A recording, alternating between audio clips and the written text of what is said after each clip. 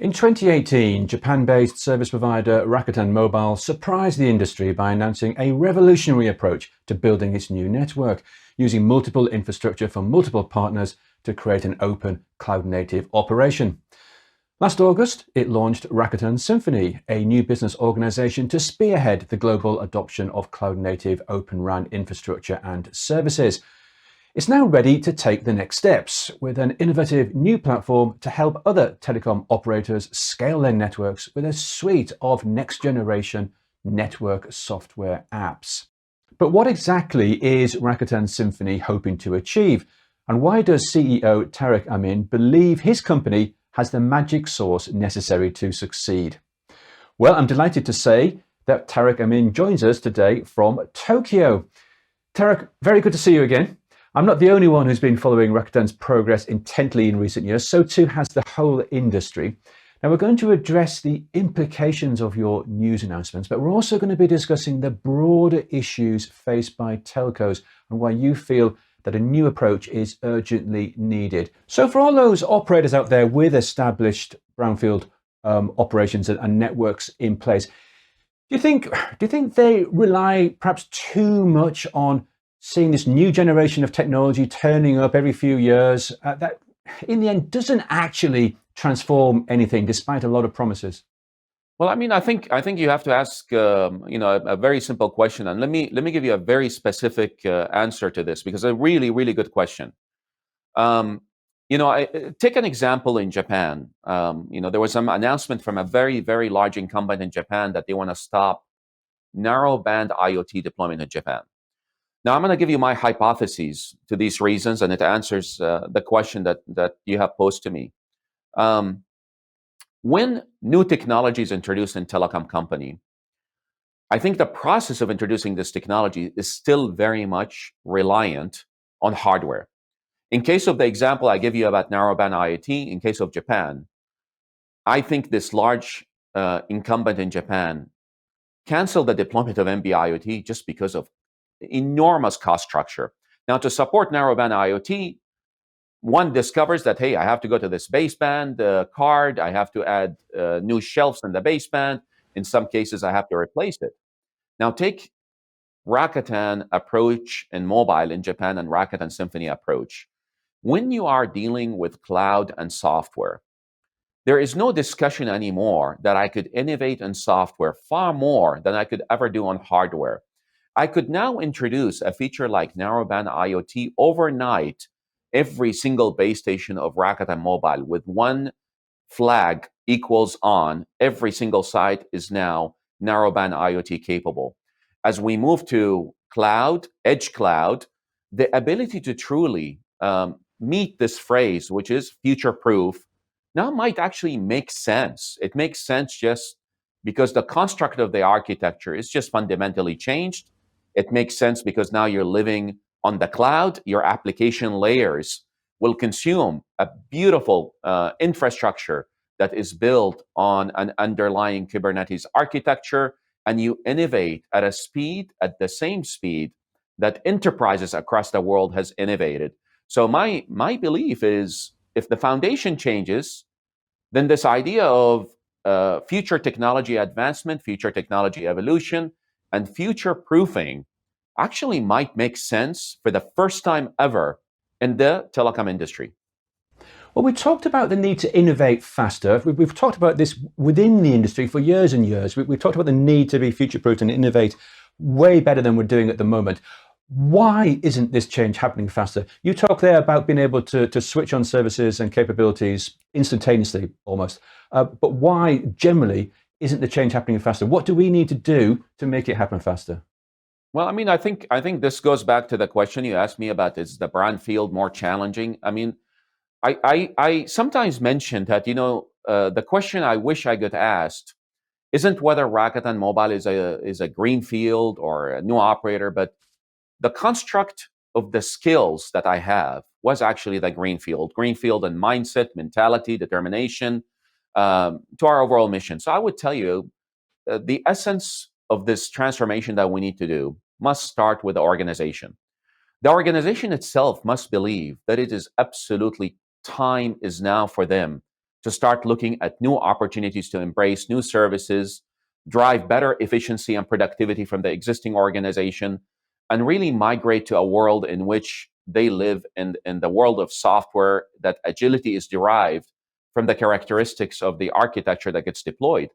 So the first problem I believe I would need to solve before I talk about technology, I must solve, if I'm a CEO of any telecom company or a CTO, my number one challenge that I would worry about the most, it's not about technology. It's about organization, people, and skill set. You address those items, everything else becomes really, I would say, much easier in terms of your adoption, towards future architecture and future technology. When you adopt a new agile way of thinking, a new agile organization, a new skilled organization that really understand very much the architecture of what really cloud means, what microservices means, what cloud native means, when this is all come together, then, by the way, this question about agility is automatically fixed.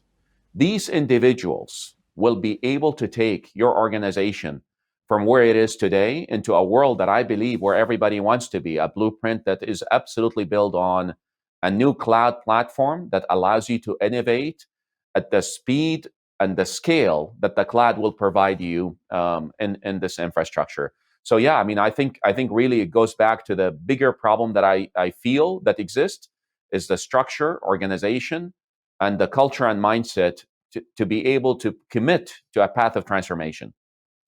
Well, let's just pick up on that then, Tareq, because, as you say and have said, it's not just about the technology. The people, the culture are absolutely paramount. You've got to get that right. How difficult has it been to assemble a team, a new team, with the necessary skill sets that are future-proofed? Yeah, I mean, look, I'm not going to tell you this has been a simple journey. I mean, I'll give you a little bit more of a personal story. That when I came to Japan, of course, there was a few individuals in the organization that really believed that my ideas were very risky. To go and build a concept that hasn't been validated, hasn't been trialed, I got tons of pushback, and I knew that this is going to be a bigger problem for me. So one of the key things and the key tenets was ensuring that on how we assemble this team is the inclusion and diversity, meaning recruit from anywhere in the world, regardless of your nationality or gender. But I am always recruiting for the mindset. In fact, I almost did not care about what you have done in your previous life. I was interviewing you for your mindset and your capabilities to think differently, think outside of the box, and not to be restricted because this did not happen this way in telecom. We cannot follow a new path. So, and what happened, this is the amazing thing for me, is I did most of the recruiting myself. I enjoyed going onto various social media outlets, finding the right people. And in fact, till today, I still do the same thing. Around midnight time, I enjoy going and just reflecting back about what we have done.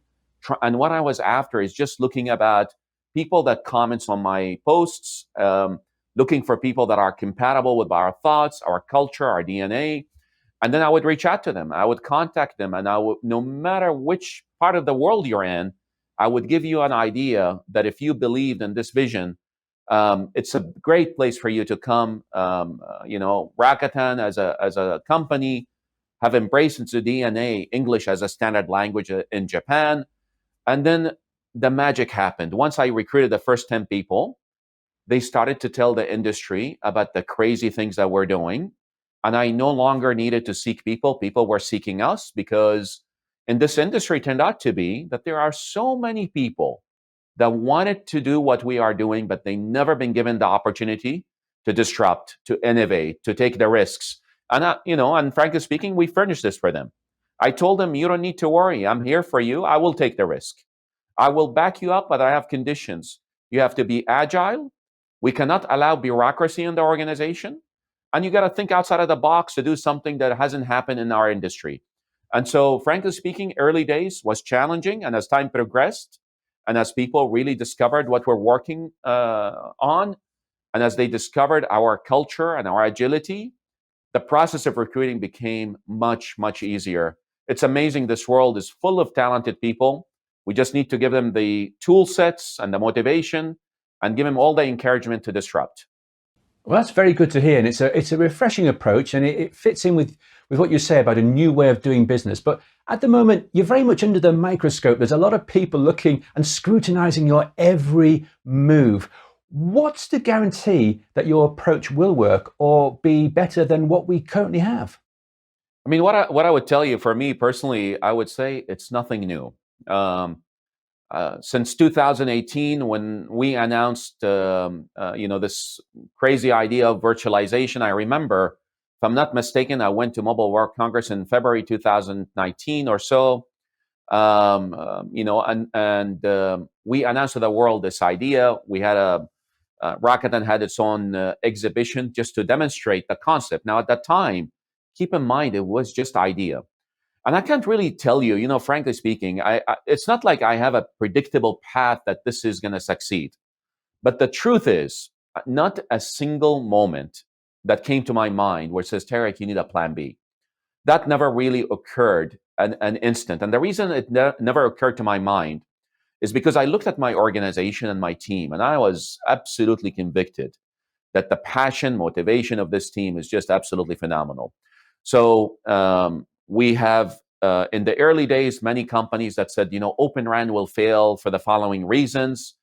And every reason they talked about, we managed to fix the problem because our head was in the right space. We were just focused on not problems, but okay, I understand we have tons of issues. How do we narrow down and focus on solutions? How do we make sure that every day we're making little progress, we're fixing problems? The more I realized the implications of this software architecture, the more I realized that, look, if you have a software issue and you fix it in the code base, this is a relatively straightforward idea. It's much easier than if I had a hardware issue that I have to deal about, hardware spin-offs and manufacturing and many other things. So I knew that we're heading into the right direction.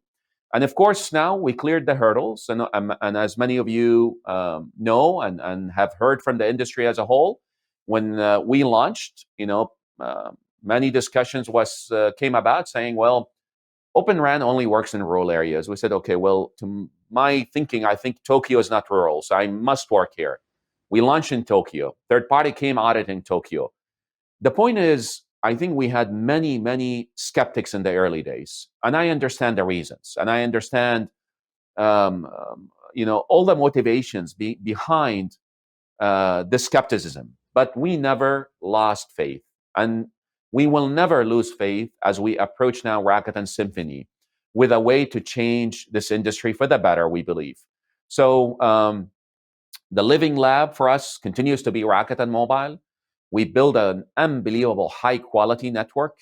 We knew exactly the vision that we had to drive into Rakuten Mobile, to derive on efficiency, and hopefully in the future, complete autonomous architecture for this network in Japan. It is not to say that we will not have issues, but it is to say that our job is to ensure that to partner, collaborate, and focus on solutions, not problems. So I'm absolutely optimistic that what we have created architecturally is sound, it's scalable, and if you believe in cloud, and if you believe in the merits of cloud, then I would tell you Rakuten Symphony is absolutely the right partner for you.